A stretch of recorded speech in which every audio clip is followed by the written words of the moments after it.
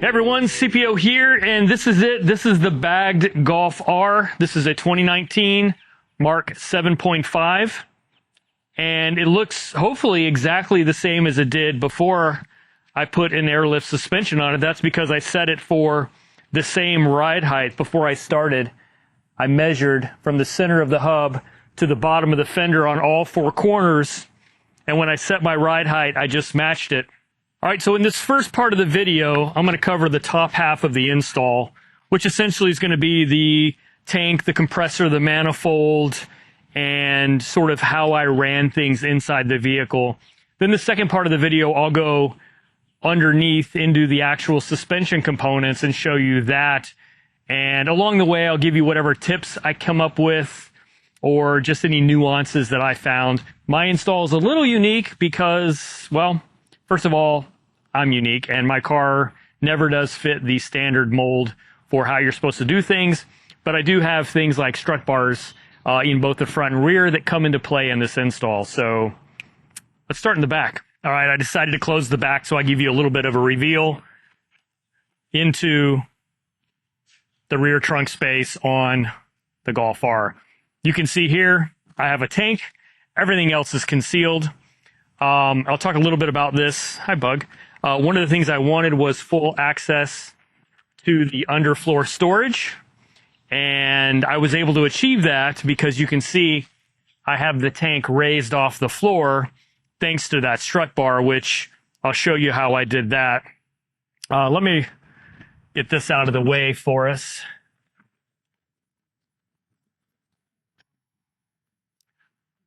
I'll just throw that into the front. So that's how I have the tank mounted. Let's go look at it from inside if I pull these seats down.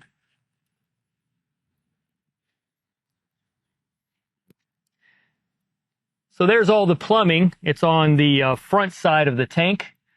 And you can see I'm using these 90-degree brass fittings. I went and got those at a local rubber and pipe supply place here in town. This is my water filter. And yeah, my air compressor is underneath here, and as is the manifold. So those are the two things that are going to the bottom side. Everything else is up top. So left to right is, this goes to the manifold via the water filter. So this, I actually installed a quick connect so that I can install an air hose and use the tank to air up my tires, which I like to do after autocross. I'll air down for autocross and then air back up for the highway ride home. This is the safety valve, the pressure relief valve. And this is, again, goes to the air compressor. On the very bottom here, you can see I've got a 90-degree. This is for an emergency fill using any air compressor or, quite frankly, a foot pump if I had to. If the compressor dies and I, for some reason, run out of air pressure. Also, it is a drain. I can either do it straight out of here or obviously connect an extension hose to it. So one thing I did do, which I thought was kind of unique, is I made this so that if you're in this little center cubby here, hopefully you can see that, the access panel to the back, I can get to my quick release for airing up tires. I don't have to pull the seats down. I can just plug in a hose right there. So that was one of the fun things I did that I thought would be kind of neat. All right, so now if we pull up this floor, you can see what I have going on here. And quite frankly, it's a pretty simple install. Not terribly like neat freak clean because I don't really care that much. So some of these bundled wires may drive you crazy. You may want to hide them. To me, as long as it's underneath this carpeted cover, which has been unmodified, by the way, then I'm fine. So obviously here I have a subwoofer, not a spare tire, which gives me maybe some extra room if you have a spare tire in here, if you're a GTI or something like that. It may be different. The air compressor is installed here with just enough room to connect to the tank without an extension or anything like that. I did rotate the motor sideways. When I was trying to figure out how I was going to do this, that was one of the struggles I had, was how do I fit it underneath the existing floor without building up a false floor, and turning it so the motor was sideways was the solution. I had to take the foot brackets and rotate them. So unfortunately, this is all covered up with aluminum foil tape. And the reason I did that is sort of a heat shield, because this motor gets a little bit warm when the air compressor is running.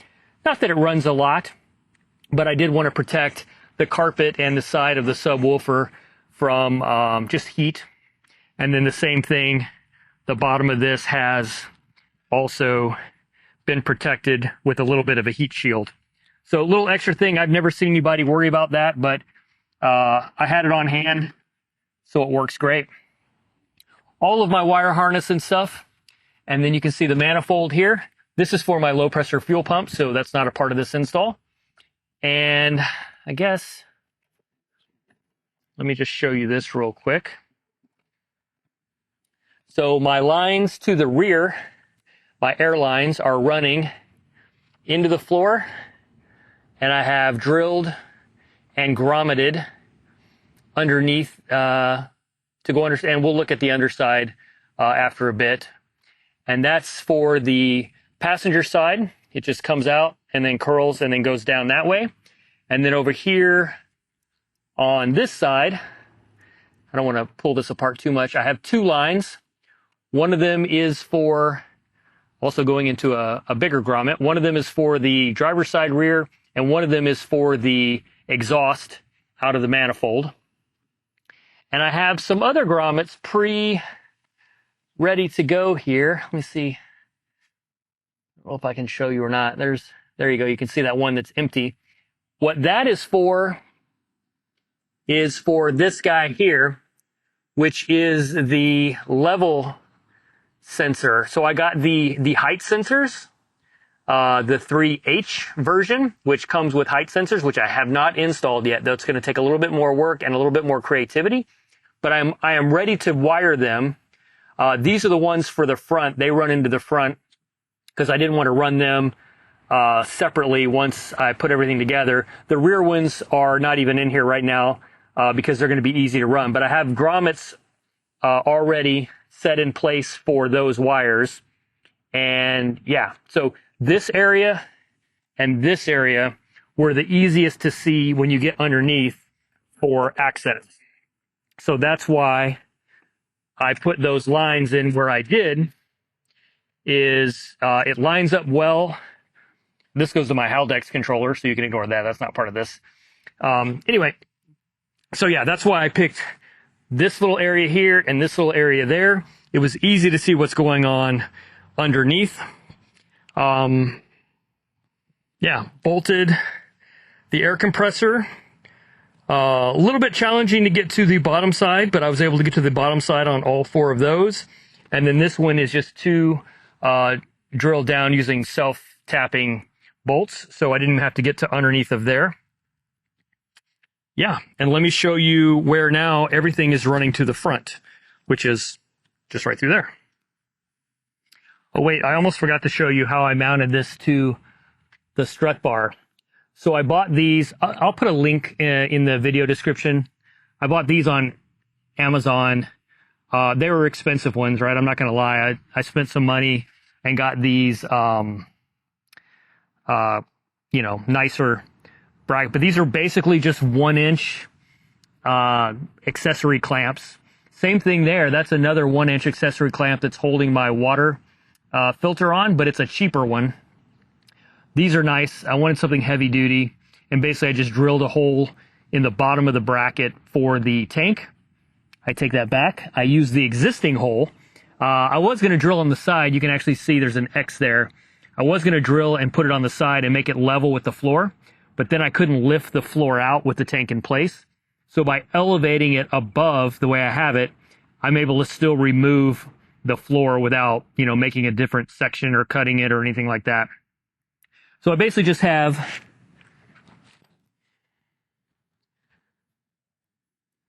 two of those brackets that are holding the air tank in place. So yeah, worked out really well, actually. I'm surprised. All right, so all of my wires from the air compressor and my two front air lines. So I have, let's see here, I have two air lines, two height sensor cables, and the big fat harness for the compressor, and then a smaller wire that goes for the ignition source. So I have quite a few things. There's quite a bundle there. Anyway, ran it through. All of it is just running right through, and then up and into the footwell. And I've got some other video, hopefully, that I'll be able to interlay in here, and then comes out through the grommet behind the battery.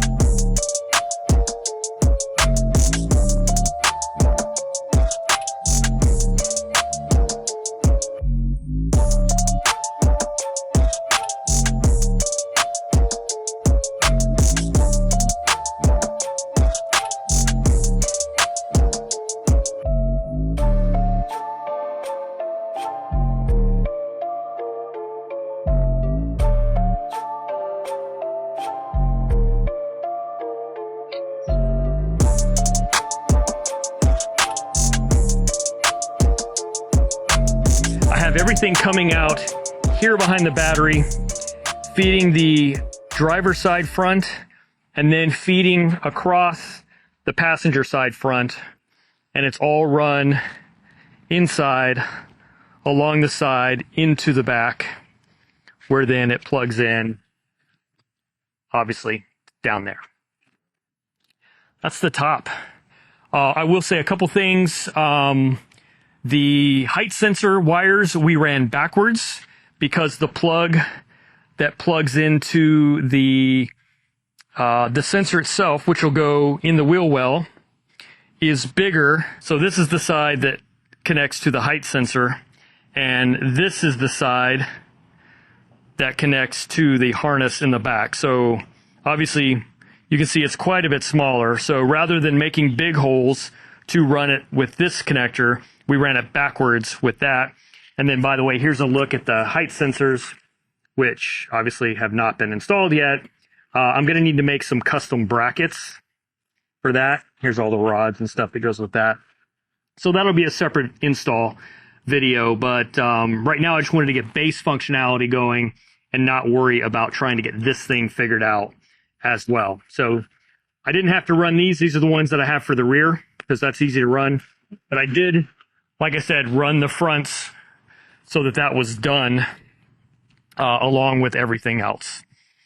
We ran that backwards through the same channel and into here. The only other thing I still have to work on, which I will talk about, is this guy here. I had it, as I was running it, I just shoved it out the side here underneath the seat and ran it around.